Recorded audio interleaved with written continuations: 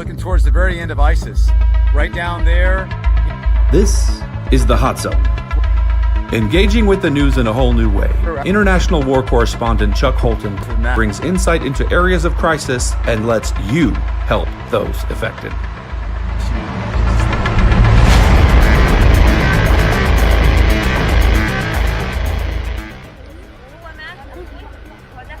This 4-year-old boy behind me has been shot through the stomach, and 8 days ago was treated after he was injured, but now he's got a high fever.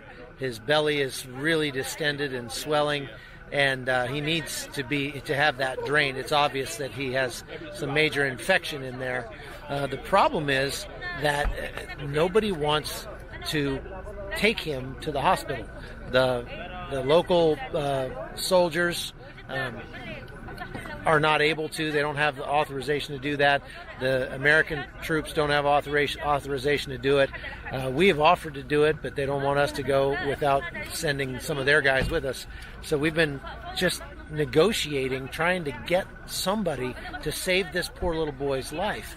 This is one of the things that is really difficult about being out here, is that there just is nothing that exists between the front line and the first hospital, which is like 4 hours away.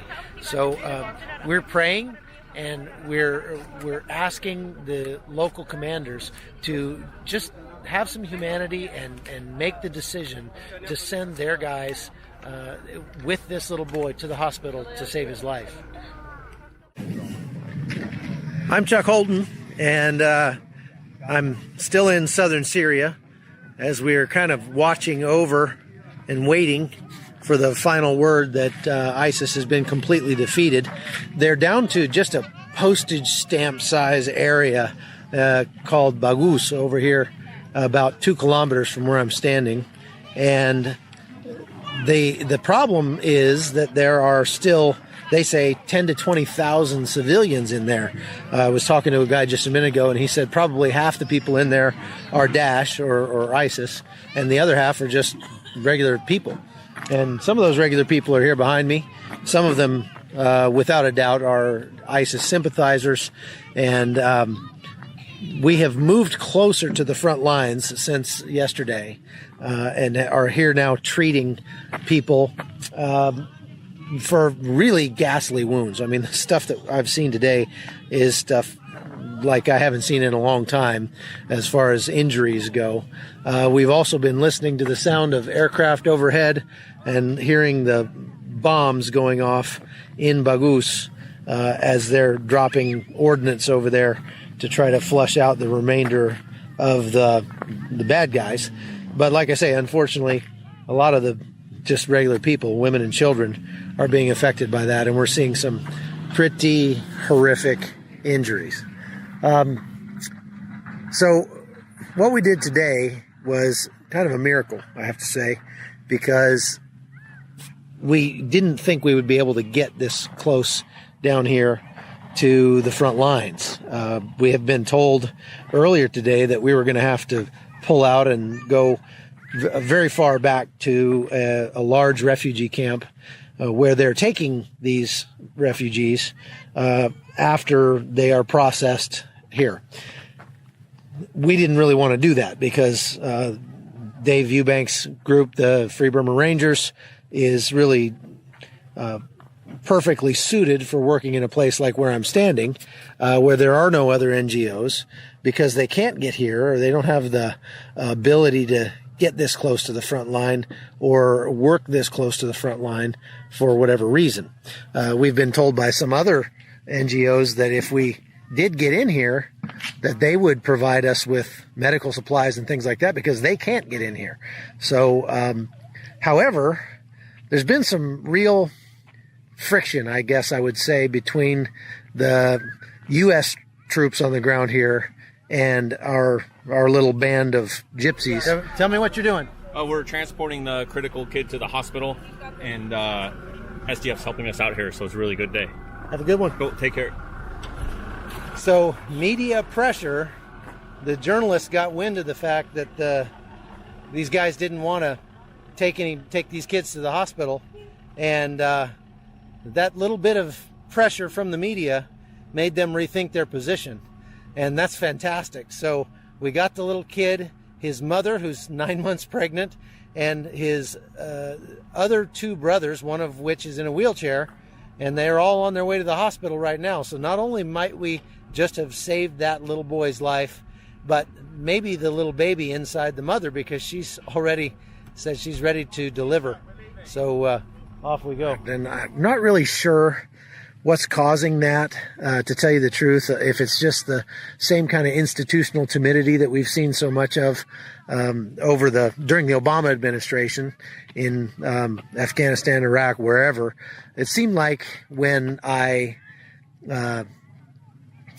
started going and doing this job, going to Iraq and Afghanistan, it was much easier. You know, you would just show up and they would say, "Oh, get on the helicopter." You know, if you said, "I want to go to the Iranian border," they'd say, "Great, jump in the Humvee, let's go." And as time went on, things got harder and harder and harder, especially as a journalist, in the war zone when you're embedding with U.S. troops. And part of that is just the natural progress of bureaucracy that sort of infects every agency, or especially government organization. But part of it also, I think, had to do with the fact that, the Obama administration was, although they claimed they would be the most transparent administration in history, they were really quite the opposite. And they went from a culture in the military that wanted to get its story out, that wanted to show the world the good things that it was doing, to a culture of being afraid to get anything out because somebody up the chain might take issue with what was going on. You can always tell an organization or even a family that's well led, because the lower people in the organization feel empowered to make decisions and take charge and say, "You know what, this is the right thing to do, we're going to do it." In a poorly led organization, it's just the opposite. Everybody feels very afraid to make any decisions, very afraid to take any risks, because, boy, they might get in trouble, they might lose their job, whatever. And I think that the Obama administration just perfectly characterized, not to be political about it, but they just, their style of leadership went all the way to the top. And so what we saw was times when there were opportunities, let's say in Afghanistan, where we knew there were a bunch of bad guys that were in a certain area, and they were, let's say, in a house having a meeting.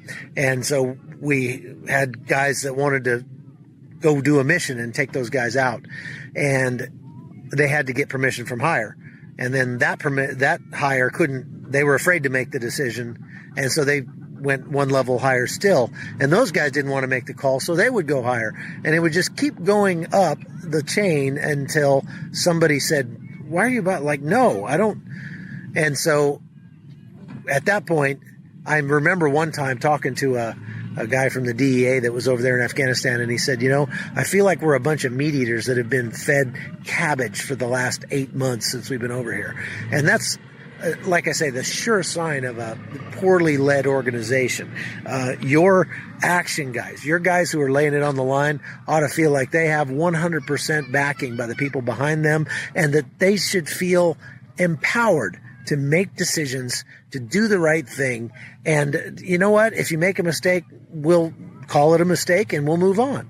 But that really was not the case. And I think much of that has still seeped into the culture of the military today. And I love the military. My son's in the Army.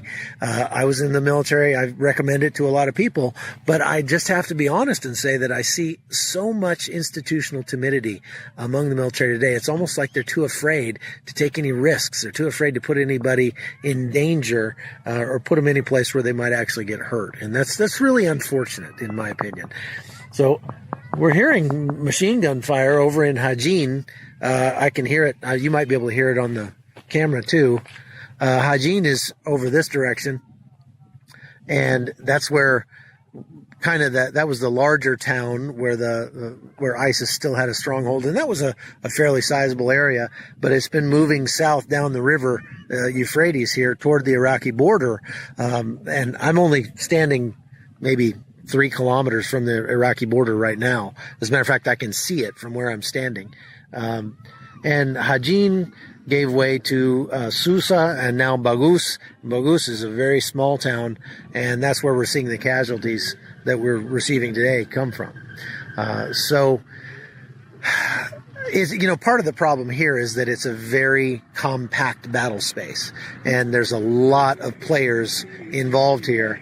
The far side of the Euphrates River is controlled by Assad and his forces, which constitute troops from Hezbollah, Iran, maybe Turkey. I guess Turkey's further up north, but at least Hezbollah and Iran are allied with them, and even the Russians over there.